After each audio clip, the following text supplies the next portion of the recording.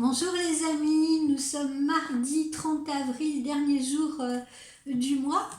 Et ce matin, je ne vous fais pas de guidance. Je souhaitais vous ouvrir un dossier qui, je pense, peut plaire ou séduire la plupart d'entre vous. Tous ceux qui sont intéressés par la voyance, pour les consultants également.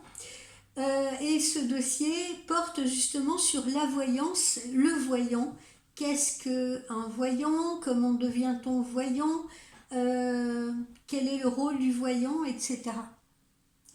Eh bien, justement, voyant, cartomancienne, diseuse de bonne aventure, médium, voilà autant de termes que l'on peut entendre autour de nous et qui qualifient ceux ou celles qui sont capables de prédire le futur. On associe souvent la voyante dans notre esprit à une Madame Irma coiffée d'un turban et qui officie dans une roulotte en posant ses mains sur une boule de cristal. En tout cas, c'est le cliché que nous avons pu en avoir. Être voyant, c'est avant tout être capable de lire le futur pour guider une personne et pour l'aider à avancer dans sa vie.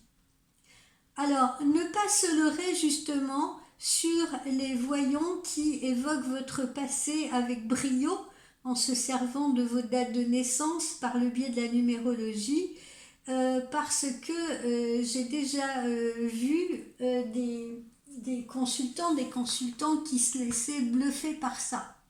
Alors oui, parce qu'en effet, il y a beaucoup de voyants qui sont tout à fait capables de vous parler de votre passé ou de ce que vous vivez actuellement, c'est-à-dire de vous dire oh bah tiens, votre compagnon, il est comme ci, comme ça, ah puis vous, hein, vous êtes susceptible un peu, ou vous êtes, voilà, et votre compagnon, il est un peu colérique et tout.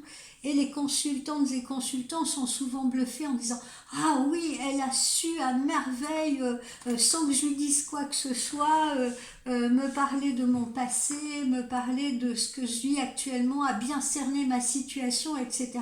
Mais n'oublions pas, chers amis qui m'écoutez, que l'objectif de la voyance, c'est de vous parler de votre futur, pas de ce que vous savez déjà, pas de ce que vous avez déjà vécu, pas de ce que vous êtes en train de vivre, si vous voulez, ou en train de traverser. Parce que je ne dis pas tous, hein, bien entendu, attention, je ne suis pas là pour juger les collègues, mais moi-même, en tant que consultante, quand il m'est arrivé de consulter aussi des collègues, et bien voilà, évidemment, on peut être bluffé par ça.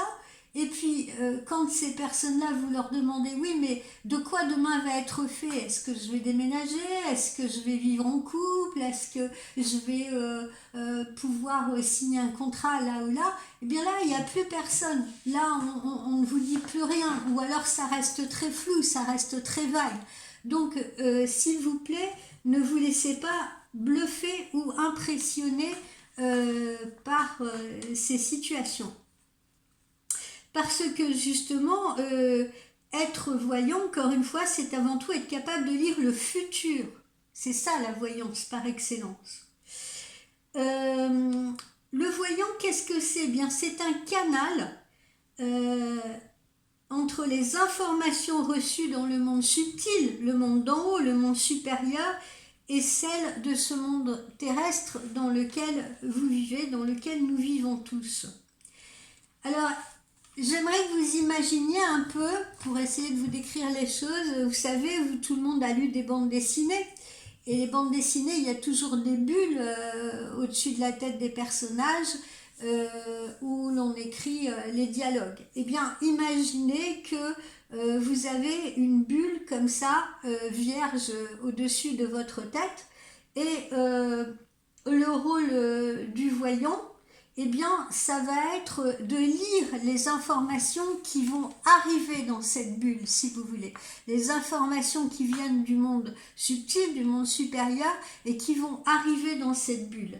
Et le rôle du voyant, eh bien, ça va être de vous transmettre ces informations, de les lire pour vous, de les capter et de vous les transmettre. Il faut être absolument conscient, lorsque l'on est voyant, que notre travail influe consciemment ou bien inconsciemment sur les consultantes et les consultants. La voyance, elle puise à la source d'un livre ou d'une valise, plus exactement, que chacun de nous reçoit à la naissance, que chacun de vous reçoit à la naissance. Inconsciemment, certains parmi vous reproduisent les habitudes passées de leurs ancêtres. Certains d'entre vous sont coincés, si vous voulez, dans cette construction-là. Et les voyants, eux, vous donnent certaines clés pour aller peut-être vers une version plus libre de votre futur et de vos choix, en portant à votre conscience certains schémas de vie dans le but d'en changer. Surtout si vous en êtes prisonnier, vous voyez, surtout si vous êtes bloqué dans des mémoires karmiques, si vous êtes bloqué dans des mémoires comme ça, anciennes, ancestrales, le voyant est chargé également de vous donner les clés, de vous montrer d'autres schémas pour essayer de sortir de ces situations de blocage. Il existe 2 types de voyants pour moi. Il y a les voyants qui ont un don et qui doivent absolument gérer, si vous voulez, ce don, et les voyants qui, eux, sont obligés, si vous voulez, quelque part de passer par une initiation. Les voyants ne reçoivent absolument pas les messages de la même manière, parce que chacun, si vous voulez, a sa porte d'entrée. Il y a ce qu'on appelle les clairvoyants, ceux qui ont des flashs, etc. Il y a les clairaudients, ceux qui entendent des messages, ils n'ont pas forcément de flash. Il y a les deux, il y a des voyants qui sont à la fois clairvoyants et clairaudients. Il y a même des voyants qui reçoivent les messages dans leur corps, si vous voulez, sous forme de... ça peut être, je ne sais pas, ils peuvent avoir des sensations de froid, des sensations de chaud, le cœur qui palpite davantage, voilà, et c'est de cette manière physique, si vous voulez, qu'ils peuvent recevoir les messages. Il peut être conseillé, lorsque l'on est voyant, de s'appuyer sur des supports. Alors ces supports, ça peut être, vous voyez, des pierres, comme j'en ai ici, alors là ce sont des pierres semi-précieuses, mais vous pouvez vous appuyer également sur des pierres qui vous appellent, des pierres tout à fait naturelles, qu'on ramasse dans la nature en allant se promener. Ça peut être des oracles, ça peut être un pendule, ça peut être du marc de café, ça peut être un livre, ça peut être voilà, plein de choses, ça peut être de la semoule, pourquoi pas. Voilà, bon, donc on s'appuie sur les supports, mais j'insiste là-dessus, ces supports doivent rester des capteurs d'informations. C'est-à-dire que si vous avez un oracle comme celui-ci, si vous avez un oracle plus moderne comme l'oracle de Panta, par exemple, il ne s'agit pas de lire vos cartes, si vous voulez. Il s'agit de vous servir de ce support un peu pour vous appuyer et pour laisser venir à vous justement les images ou les messages que ce support vous transmet. Ce support même, pour ma part, en tout cas je peux parler pour ma part, ce support quelque part me sert justement de déconnexion. Contrairement à ce qu'on pourrait penser, il ne me sert pas de connexion mais de déconnexion. C'est-à-dire que, tandis que je manipule mon support, si vous voulez, ça permet justement à mon esprit de vagabonder, si vous voulez, ça me permet une décorporation et ça me permet, voilà, de ne plus être concentré là sur ce monde, dans ce monde terrestre, et justement de me libérer et de monter dans le monde subtil. Les supports donc ne doivent être que des capteurs, et ces supports ils viennent renforcer votre intuition. Parce que la médiumnité, elle relève de l'intuition et elle repose beaucoup, énormément sur notre instinct animal. Tout ce que, tant que l'on développe cette intuition pour soi-même, tant que l'on développe cette intuition pour soi-même, eh bien, les risques sont minimisés. Après, lorsqu'on est voyant, il faut être conscient que notre responsabilité, elle est engagée lorsque l'on se met à intervenir pour les autres. C'est pourquoi il faut faire preuve d'énormément d'éthique. Un voyant, il se doit de faire un très long travail d'abord sur lui-même avant de pouvoir délivrer des messages à autrui. Ça, c'est comme l'amour, hein. Il faut d'abord s'aimer soi-même pour pouvoir dispenser de l'amour autour de soi. Il faut être capable, pour un voyant, de se connaître pleinement. Cela signifie quoi? Ça signifie reconnaître ses propres peurs, ses propres incertitudes, ses propres croyances, ses propres valeurs. Voilà ce que doit faire le voyant, d'abord, en priorité, comme travail sur lui-même. Pourquoi il doit faire ça? Eh bien, pour ne pas les projeter sur les autres, ou pour ne pas influencer les autres, pour ne pas influer sur les messages que le voyant va transmettre. Un voyant qui se trouve dans une situation personnelle, par exemple de séparation, d'accord, ou de peur ou de crainte de séparation dans sa vie privée, eh bien justement, il doit être capable de mettre ses émotions et sa vie personnelle de côté, si vous voulez, pour ne pas que ces craintes, ce qui traverse actuellement, ses peurs, ses craintes dans son propre couple, par exemple, je vous donne juste un exemple, influent, si vous voulez, sur les messages qu'il est en train d'adresser à son client ou sa cliente. Ça, c'est capital. Une voyante qui va être, comment je pourrais vous donner, quel est l'autre exemple que je pourrais vous donner? Une voyante, par exemple, qui va être extrêmement féministe au niveau de ce qu'elle a envie de véhiculer, de ses valeurs, si vous voulez, de ce qu'elle est. Eh bien, par exemple, elle ne doit absolument pas, si elle a une cliente qui est amoureuse d'un homme, qui est amoureuse de quelqu'un, elle ne doit absolument pas, si vous voulez, par exemple, lui dire ah non, mais vous savez, les hommes, c'est comme ci, c'est comme ça, votre copain, voilà, s'il vous appelle pas, c'est parce qu'il en a pas envie, c'est parce qu'il fait pas d'efforts, etc., etc. Vous voyez ce que je veux dire? Voilà, on doit absolument, le voyant doit absolument s'oublier.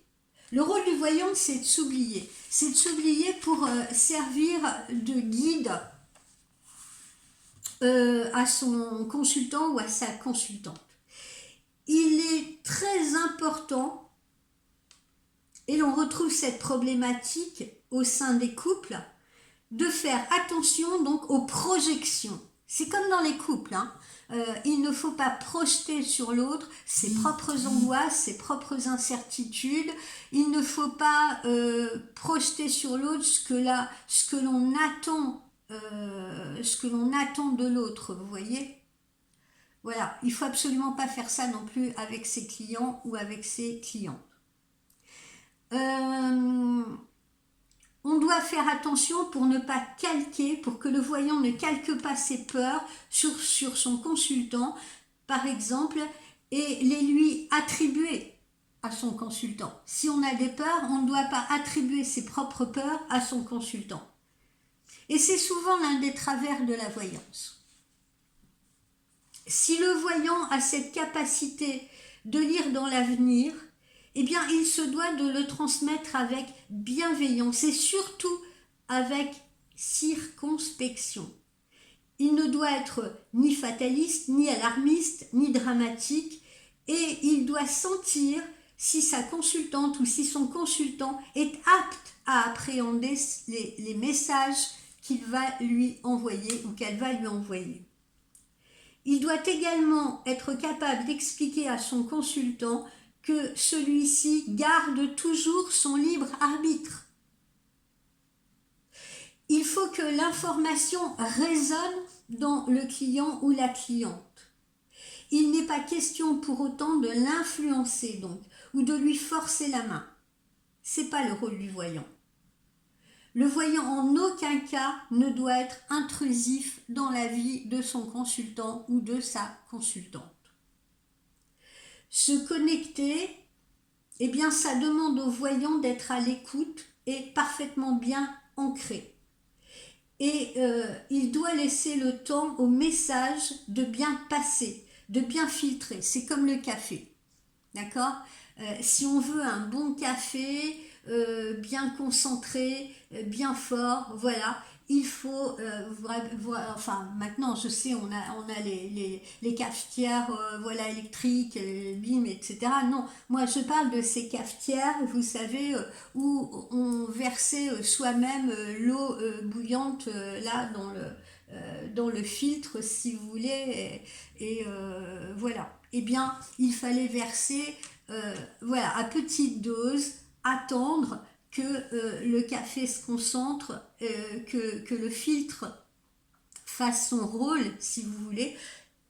Eh bien, c'est pareil pour la voyante. Si on veut un bon concentré d'informations à transmettre à son client ou à sa cliente, il faut absolument prendre le temps. Il ne faut pas non plus se laisser justement pressionner par le client. C'est pour ça, moi, souvent, je demande aussi à mes clientes et clients, ne m'appelez pas depuis votre voiture, ne m'appelez pas pendant que vous êtes sur l'autoroute, ne m'appelez pas quand vos enfants, j'ai rien contre les enfants, hein, je les adore, mais ne m'appelez pas quand votre bébé ou vos enfants sont autour de vous en train de crier, etc. Parce que je ne serai pas capable de vous donner justement le bon jus concentré d'informations. Parce que je vais être parasitée par tout cela. Parce qu'on n'est pas des magiciens, hein. On n'est pas des magiciens. Hein. Oh ben non, moi je me laisse pas influencer par ça. Ben si, on entend quand même les bruits, etc. Le consultant ou la consultante ne peut pas non plus être avec nous. On peut pas être connectés ensemble, si vous voulez, si on n'est pas dans un lieu calme, dans un lieu paisible, voilà, pour se donner, pour transmettre les informations. Donc voilà. Il faut sentir les informations, il faut sentir le plus justement possible les messages que l'on transmet et en extraire l'essence. Et puis pour terminer sur ce dossier, je voulais m'adresser justement là aux cartomanciens, aux cartomanciennes ou ceux qui débutent dans cette profession, ceux qui s'initient à la profession. Eh bien, je vous donne un simple exemple, vous allez comprendre. Je vous donne deux exemples. Si vous sortez par exemple la carte de l'héritage à votre cliente ou votre client, ça ne veut pas forcément dire bah tiens, vous allez hériter de votre grand-mère ou de votre mère, etc. Non, justement, il faut sentir les bons messages. C'est là où il faut dépasser son support. C'est là où il faut dépasser son support, c'est là où il faut écouter vraiment son intuition, parce que l'héritage, ça peut être l'héritage de l'expérience qu'on vous transmet, l'héritage de l'expérience que vous avez acquise, si vous voulez. Voilà, vous voyez, ça peut avoir une double information, une double résonance. Si vous tirez la carte de la grossesse, c'est pas nécessairement une grossesse physique, c'est pas nécessairement une femme qui va se trouver enceinte. Il faut faire très attention parce que transmettre ce genre d'infos, justement, ça peut être dramatique pour la cliente en face qui va miser tous ses espoirs là-dessus. Ah bon, je vais tomber enceinte, c'est cool, la voyante me l'a annoncé, etc., etc. Alors qu'en fait, peut-être qu'elle ne sera pas enceinte, cette jeune femme. Peut-être que la carte de la cigogne, la carte de la grossesse signifiait un nouveau projet pour elle. Un nouveau projet professionnel, une nouvelle proposition professionnelle, un nouveau logement. Vous voyez ce que je veux dire? Voilà. Donc, attention, vraiment attention de bien filtrer les messages attention de prendre le temps justement de disséquer ces messages avant de les transmettre à votre client ou à votre cliente. Parce que justement, il faut être conscient en étant voyant de la part de responsabilité que l'on a vis-à-vis de nos consultants. Il ne faut pas justement leur donner de l'espoir là où il n'y en a pas, leur dire ce qu'ils ont envie d'entendre, parce que vous avez aussi des clients qui nous pressionnent beaucoup pour avoir des dates, pour avoir voilà, ou parce que ils ont envie de nous emmener sur leur chemin à eux, vous voyez, ah si, mais moi je suis super amoureuse de lui, etc. Ah bon, vous ne le voyez pas amoureux de moi et tout, enfin vous voyez ce que je veux dire, mais si, moi je le sens plus profond de moi, voilà, il ne faut pas se laisser non plus influencer par sa cliente ou son client, il ne faut pas être dans la complaisance, il faut être dans la justesse si vous voulez, il faut toujours travailler dans cette éthique-là de transmettre les messages le plus justement et le plus honnêtement possible. Voilà les amis, pour terminer, si vous voulez vous-même développer votre intuition, vous avez, j'en avais parlé dans mes toutes premières vidéos, ce jeu là qui s'appelle le petit jeu de Zeller, vous voyez, où on a des symboles. Alors comment on travaille avec ce jeu et comment on développe son intuition? Eh bien voilà, on bat les cartes, voilà, on les coupe. On se concentre dans son esprit, si vous voulez, et puis on se dit, par exemple, tiens, la première carte, ça va être un cercle. On retourne la carte, et si c'est en effet un cercle, on le place à droite. Si on s'est trompé et que ce n'est pas un cercle, on le place à gauche. Et si vous avez au minimum 5-6 cartes justes, déjà, on peut considérer que vous avez une petite intuition à développer. Voilà. Ensuite, pour les débutants, je vous conseille évidemment l'oracle de G.